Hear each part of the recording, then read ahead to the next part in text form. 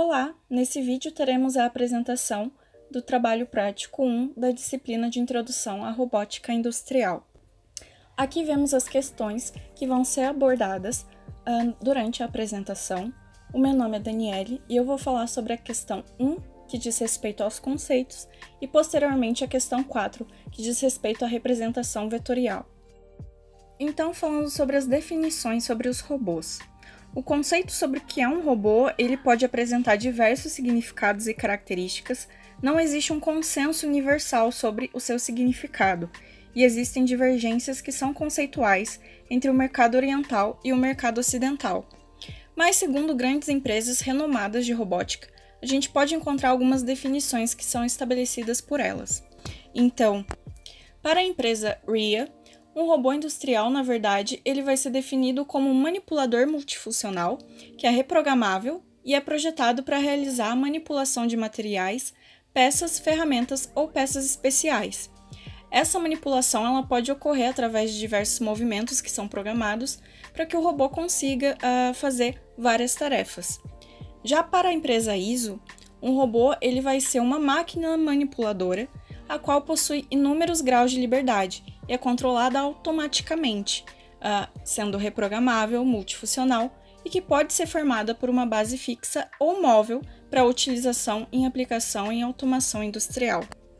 Já para a IFR, um robô industrial ele será um manipulador programável em 3 ou mais eixos que é controlado automaticamente, reprogramável e multifuncional. Então, ele pode estar afixado em um local ou ser móvel e possui como finalidade a utilização em aplicações de automação industrial. Já para a IFTOMM, um robô ele é como um sistema mecânico que está sob controle automático e assim ele executa operações como manipulação e locomoção. Bom, a categorização dos robôs de maneira generalizada aqui tem apresentado 2 sistemas: os equipamentos teleoperados e os robôs. Os teleoperados eles só estão aqui apresentados para que a gente consiga entender a diferença em relação aos robôs. Então, eles são dependentes de ordens diretas que são atribuídas por seres humanos, né? O dispositivo ele não toma decisões próprias porque ele não é programado previamente para isso. Já a classificação dos robôs de maneira generalizada, eles devem apresentar uma série de características de reprogramabilidade e não depender apenas da ordem em tempo real de um ser humano. Então, eles são classificados em 2 grandes grupos, que são os móveis e os fixos. Os móveis estão divididos em aquáticos, aéreos e terrestres. Os aquáticos podem ser submarinos ou marinos, e os fixos são divididos em paralelos, que pode ser o 3-6-GDL, e em série que temos o cartesiano, cilíndrico, esférico, articulado ou também chamado de revolução e o SCARA. Em relação à constituição típica de um sistema robotizado, a gente tem a divisão em 4 categorias, que são os manipuladores ou robôs, né? Então é o sistema mecânico principal e a parte mais visível do sistema robotizado. A gente tem o controlador, que é um equipamento eletrônico que vai estar encarregado de controlar as juntas e os motores, né? E também controlar a cinemática do sistema. O sistema de computação, onde são realizados a programação, né, dos robôs, podendo ser externo e portátil, como por exemplo um laptop, e o sistema de visão computacional, que é um conjunto de sensores ópticos ou câmeras, né, que vão permitir a identificação de objetos no entorno do trabalho. A classificação dos robôs ela pode ocorrer de acordo com diversos critérios, né, e eles são divididos em 5 grandes categorias, que são graus de liberdade, a estrutura cinemática, a tecnologia de atuação, a geometria do espaço de trabalho e as características do movimento. A premissa da rigidez ela é uma condição de um conjunto de pontos ou partículas, né, que satisfazem essa restrição matemática apresentada aqui. Então, segundo essa condição, né, quaisquer 2 elementos desse conjunto, eles têm que preservar distâncias invariantes no tempo, e essas distâncias elas devem ser constantes. Então, um corpo que respeita essa premissa é denominado de corpo rígido, e ele é formado por um conjunto contínuo de partículas. Já um corpo que não respeita essa premissa é denominado de corpo deformável. Bom, os pares cinemáticos, para a gente conseguir entender o que eles são, a gente precisa entender primeiramente o que são os elos. Então, os elos eles podem ser considerados como corpos rígidos que estão conectados por meio de juntas, e eles formam mecanismos e cadeias cinemáticas, e eles podem ser representados pelo símbolo N, e são classificados de acordo com a quantidade de conexões que eles têm em relação aos elos adjacentes. Então, aqui a gente tem os tipos, né, a classificação, e na figura, onde a gente pode perceber, por exemplo, o unário, o elo ele apresenta apenas uma conexão, o binário duas e assim por diante. Então, um par cinemático ele é definido como a superfície de contato entre um par de elos. E aqui, né, na tabela, a gente possui os principais tipos de pares cinemáticos e a classificação. Então, eles estão divididos em dois tipos de classificações, que são os superiores, em que o contato ocorre por meio de um ponto ou uma linha, e os inferiores, onde o contato ocorre através de uma área de superfície. Posição e orientação. Então, a posição, né, de um corpo rígido, ela está relacionada à posição de um ponto no espaço em relação ao sistema de referência. Então, aonde esse corpo posicionado em um sistema de referência local vai estar em relação ao sistema de referência global. E já a orientação, ela vai estar relacionada a como o corpo rígido no espaço vai estar rotacionado no sistema de referência. Então, ela pode ser descrita através de diversas abordagens, e 3 delas se destacam utilizando matrizes de rotação, que são os cossenos diretores, os ângulos de Euler e os quaternions. A localização, portanto, ela se caracteriza como a descrição de todos os possíveis movimentos de um corpo rígido e, portanto, ela é a soma da posição mais a orientação. Olá, meu nome é Vinícius Pereira e nesse segundo exercício vou falar um pouco de mobilidade e para isso nós vamos analisar alguns manipuladores. Inicialmente nós redesenhamos cada manipulador para facilitar a análise, como por exemplo aqui no manipulador 3RRR, e encontramos que o seu número de elos vai ser igual a 8, o número de juntas igual a 9 e com isso podemos calcular que o número de circuitos independentes será igual a 2. Temos então a sua representação estrutural e a sua representação por grafos. A mesma analogia foi feita no manipulador 4RRR, onde que nós conseguimos verificar que o seu número de elos será igual a 10, o seu número de juntas igual a 12, e com isso calculamos que o seu número de circuitos independentes será igual a 3. Fazemos a sua representação estrutural e a sua representação por grafos. Já no manipulador 5RRR, temos então que o seu número de elos será igual a 12, o número de juntas igual a 15 e calculando então temos que o número de circuitos independentes igual a 4. Fizemos a sua representação estrutural e a sua representação por grafos. E por fim, a análise do manipulador 6RRR, onde que temos que o número de elos será igual a 14, o número de juntas igual a 18 e, por fim, o seu número de circuitos independentes igual a 5. Fizemos a sua representação estrutural e a sua representação por grafos. Agora eu vou falar um pouco de mobilidade aplicada a manipuladores seriais e a manipuladores paralelos. Primeiramente, no manipulador serial, nós temos que o seu espaço de trabalho tem todas as juntas de revolução no eixo Z. A sua conectividade será igual a 1 e temos que lambda é igual a 3, ou seja, o seu trabalho é planar. Bom, eu vou falar sobre a representação vetorial do volume de trabalho em manipuladores. Então, um robô ele pode executar um tipo de movimento, né, que está descrito através de 5 geometrias principais, que são essas daqui. O espaço de trabalho ele vai se referir ao volume de espaço o qual o efetuador final pode alcançar. Então, para a gente realizar essa questão, a gente precisa encontrar a representação vetorial do volume de trabalho de cada um dos manipuladores, que na verdade vão ser 4 deles apenas. Então, assumindo que cada junta prismática pode variar seu comprimento entre 30 a 70 centímetros e que cada junta de revolução pode variar sua posição articular entre menos 140 a 140 graus. Então, usando os conceitos da junta de revolução e da junta prismática e seus equacionamentos, a gente vai obter a representação vetorial desses seguintes manipuladores. O manipulador cartesiano ele apresenta 3 juntas prismáticas, que a gente pode observar aqui na nossa representação vetorial. Ele também possui o ponto O, que seria o de origem, e 2 pontos intermediários, que seria o A e o B. E também tem a presença, né, de 3 comprimentos variáveis, que identificamos como K1, K2 e K3. Então, após essa análise, a gente consegue obter a nossa representação vetorial, né, que ela se dá a partir da origem do sistema somado aos vetores unitários OA, AB e BP. Aqui a gente tem, né, os nossos limites inferiores e superiores das juntas prismáticas, que está escrito de forma generalizada. Depois de fazer o nosso equacionamento, a gente precisa realizar a normalização de variáveis. E a normalização ela é feita para que o procedimento de simulação computacional se torne mais apropriado para a implementação do código. Então, a gente realiza uma redefinição da variável de translação, Kn, fazendo com que ela varie entre os valores de 0 e 1. Né? Então, a gente consegue obter o nosso equacionamento para a implementação do código. Então, aqui no nosso código, a gente tem o ponto de origem, os comprimentos mínimos e máximos de todas as juntas, e aqui, né, o código para o volume de trabalho, tendo a variação de comprimento K1, K2, K3 e a nossa equação aqui, juntamente com os limites de visualização da nossa janela, obtendo, portanto, a nossa figura do espaço de trabalho de um manipulador cartesiano. O manipulador cilíndrico ele apresenta 3 juntas, onde a primeira vai ser uma junta prismática, a segunda é uma junta de revolução e a terceira, novamente, é uma junta prismática.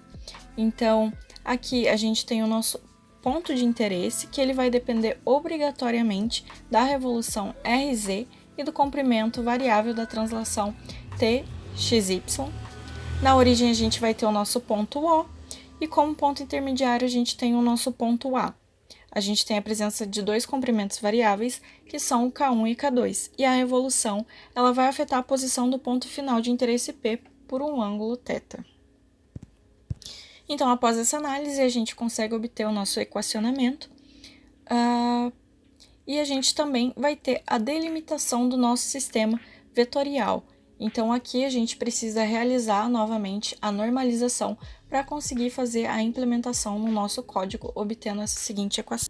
Então, após o processo de normalização, a gente vem aqui, o nosso código só sofreu uma alteração, onde a gente acrescentou os valores, né, de θ, máximo e mínimo, e a nova equação de representação vetorial, e a gente consegue obter, portanto, a representação vetorial.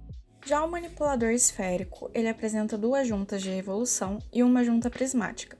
Então, aqui no desenho, né, a gente tem uma revolução no eixo Z, uma translação na direção da origem, uma revolução no plano XY, a presença de um comprimento variável, né, que identificamos por K, a decomposição do ponto P de interesse, né, em Px, Py, e a altura do ponto P, que identificamos como Pz. Então, as revoluções elas afetam a posição do ponto final de interesse P por 2 ângulos, que é o θ1 e o θ2. E o ângulo θ1 ele é rotacionado pela junta em Z, e o ângulo θ2 vai ser rotacionado pela junta que se encontra presente na origem e no plano XY.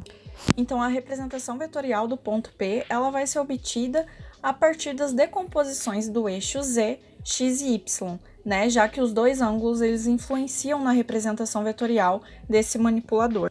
Então, após fazer, né, todos os equacionamentos, a gente vai realizar novamente a normalização para que a gente consiga, né, fazer a implementação dessa equação.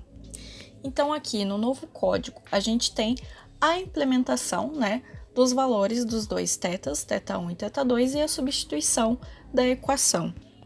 Depois que a gente realiza a nossa simulação, a gente consegue obter essa figura que dá a impressão de ser uma esfera completa, porque os ângulos, né, que foram dados para a resolução do exercício, menos 140 graus a 140, eles estão muito aproximados do fechamento completo, né, de uma circunferência. Então, quando a gente faz uma mudança de perspectiva, a gente pode perceber que, na verdade, não é uma esfera completa.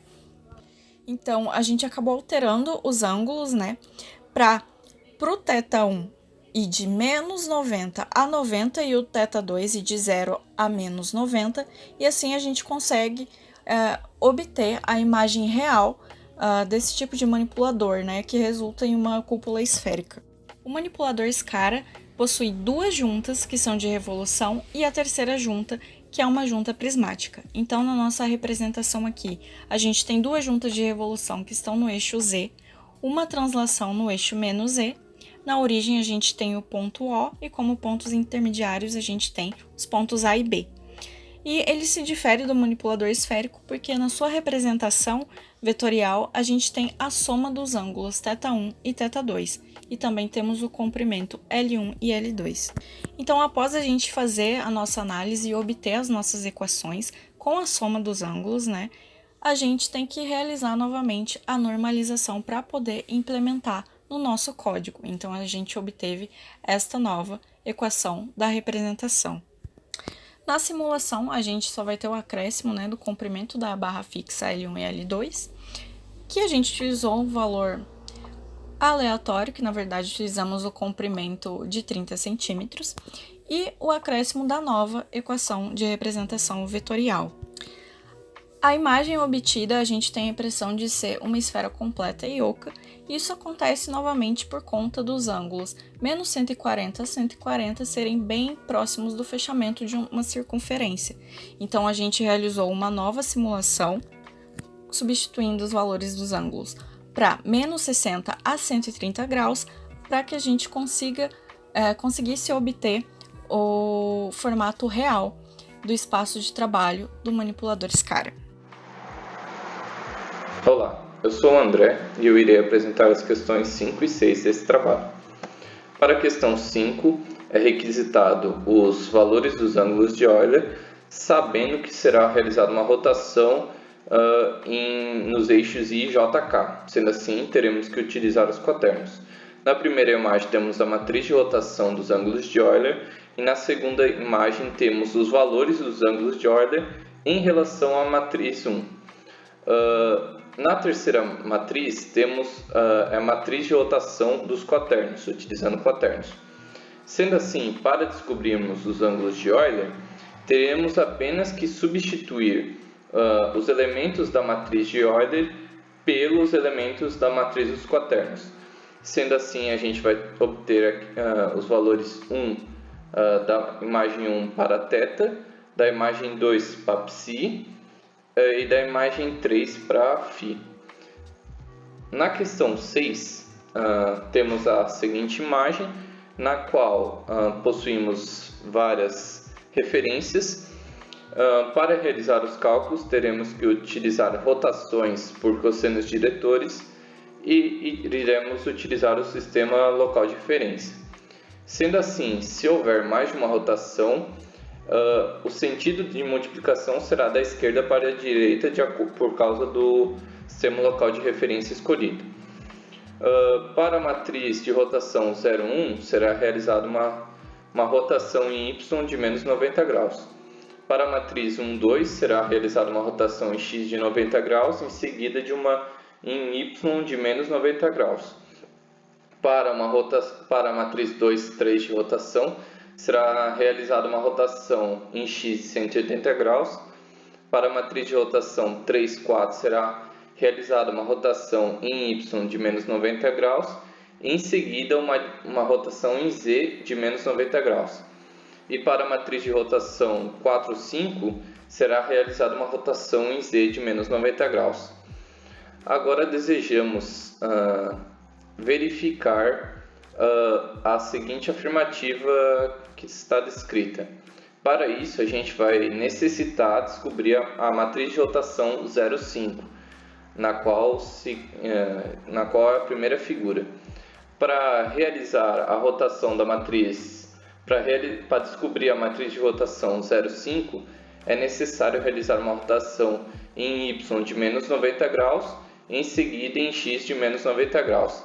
Sendo assim, se obteve a matriz da primeira figura. Agora podemos realizar a verificação. Aplicando a multiplicação das matrizes da esquerda para a direita, obtivemos a igualdade entre a matriz de rotação 0,5 e as matrizes de rotações anteriores multiplicadas. Sendo assim, a afirmativa é verdadeira. Para a equação B, para a letra B, iremos apenas calcular as matrizes de rotações que não foram calculadas ainda. No caso, a matriz de rotação 0,2 será necessária uma rotação em Z de menos 90 graus e em seguida uma em Y de 180 graus. Para a matriz 2,4 será necessária uma rotação em Z de 90 graus, em seguida em X de menos 90 graus. Para a matriz 4,1 será necessária uma rotação em X de 90 graus, em seguida uma em Y de 90 graus. E para a matriz 1,5 de rotação será realizada uma rotação em X de menos 90 graus. Sendo assim, podemos validar a verificação e observamos que ao multiplicar a matriz de rotação 0,2, 2,4 e 4,5 equivale à matriz de rotação, às matrizes de rotação multiplicadas 0,1, 1,2, 2,4, 4,1 e 1,5. Sendo assim, a afirmativa foi verificada. Para realizar as matrizes homogêneas, a gente necessita primeiramente encontrar as matrizes de translação. Sendo assim, a matriz de translação para 0,1, 1,2, 2,3, 3,4, 4,5 são dadas na primeira imagem. A matriz homogênea ela tem o formato dado como na segunda imagem. Sendo assim, as nossas matrizes homogêneas elas vão ficar no formato da imagem 3, na qual a perspectiva é um vetor nulo e o escalar é um unitário.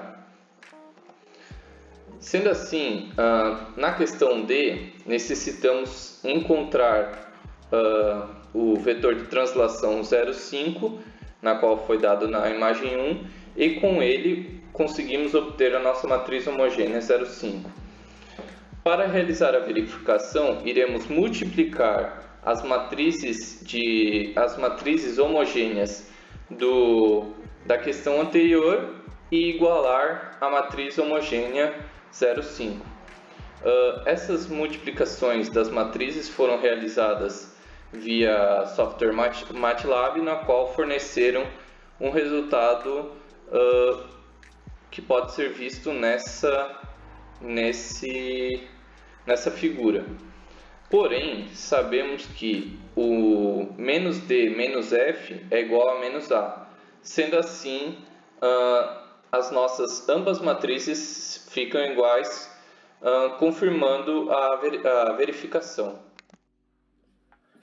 Na questão 7, nos foi solicitada a construção de um modelo matemático que definisse as posições de cada uma das juntas dos seguintes manipuladores. O primeiro passo é definir qual o sistema de coordenada universal do mecanismo, aqui colorido em vermelho logo na primeira junta da base. Foi definido também um sistema de coordenada local para cada junta.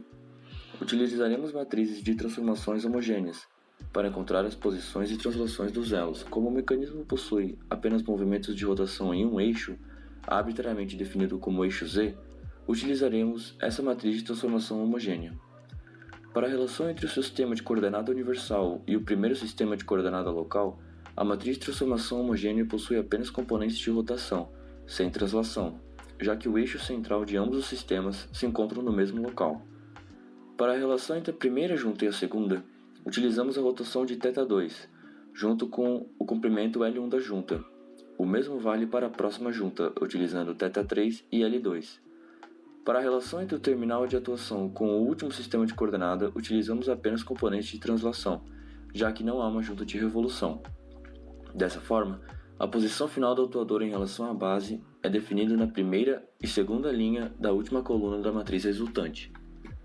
Para o segundo mecanismo, podemos ver a similaridade com o mecanismo anterior, apenas com a adição de um elo. Portanto, podemos utilizar as matrizes de transformação homogêneas H0 para 1, H1 para 2 e H2 para 3. Mas na matriz do sistema de coordenada 3 e 4, utilizamos o novo ângulo θ4. Assim como na matriz do atuador final, utilizamos o novo comprimento L4, mantendo as características de apenas translação. Dessa forma, a nova matriz de transformação homogênea assume esse formato e a posição final do atuador é dada por essas equações.